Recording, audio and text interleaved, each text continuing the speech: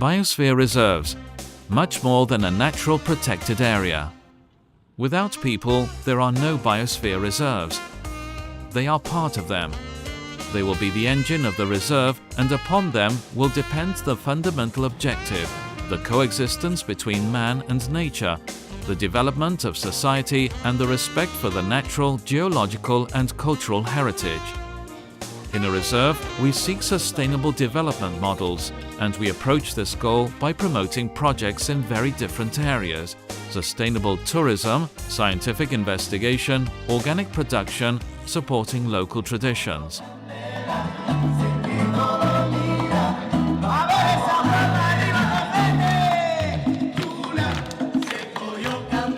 But how is a biosphere reserve created? Are the people who live in the areas those who take the initiative? Associations, municipalities, and regional public authorities, after following a process of participation in which the project is disclosed to the population of the future reserve, prepare a project proposal for the creation of the reserve. The proposal will include several key aspects that will be essential so that the reserve works. Thus, the reserve must be zoned. A core area will need to be defined which is dedicated to the conservation of ecosystems. A transition zone will have to be defined whose most important function is the social and economic development of the population.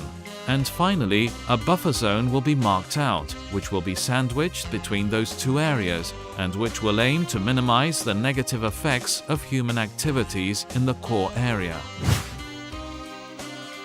A reserve should have a management team to implement projects important to the reserve. It is essential to have a body of participation so that the inhabitants of the reserve can actively collaborate in the management of the reserve. The managers, with the support of the body of participation, will be responsible for developing a plan for the reserve, in which it is indicated which projects will be carried out in the reserve. It is UNESCO, through the Man and Biosphere program, that the international organization receives and approves the proposal. A new biosphere reserve is born. The biosphere reserves are no longer protected areas. Their creation is based on a voluntary commitment of people and in search of a balance between the conservation of our environment and traditions, as well as the welfare of the people and social development.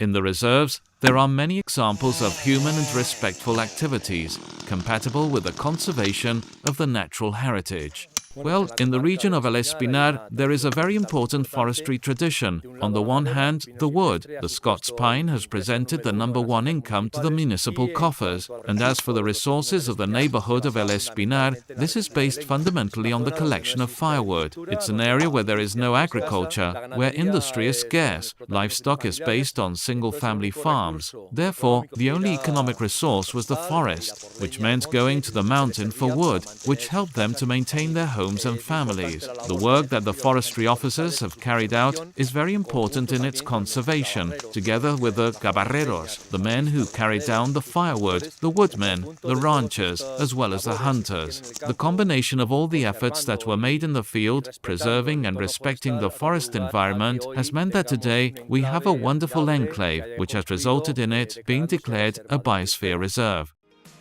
There are some reserves with up to 47 representative groups in their participating bodies. Some reserves house large cities within their boundaries, quite a challenge. Scientific research and ancient traditions, there's room for everything in a reserve.